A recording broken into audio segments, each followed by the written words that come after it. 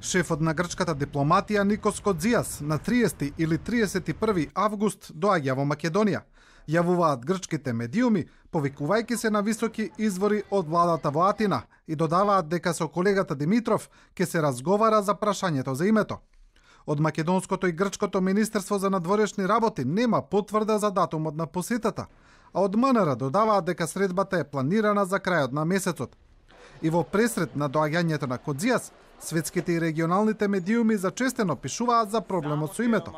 Така агенцијата Франс Прес пренесува грчки дипломатски извори кои велат дека постои одредена мобилизација и се забележуваат одредени знаци на добра волја во Скопје, но додаваат дека сега се чека и акција.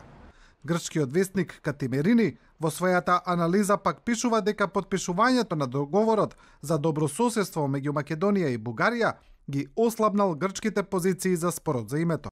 Сега со подпишувањето на договорот се распаѓа неформалниот грчко-бугарски фронт против екстремниот национализам во Скопје. Грција останува сама да вика против иредентистичката политика и против прекршувањето на добрососедството од владата во Скопје. Дел од грчките медиуми додаваат и дека новата македонска влада е многу активна и се очекува од десен да почне нови контакти со Брисел, со кои ќе докаже дека земјата ги исполнува копенхашките критериуми за добрососедство и демократија.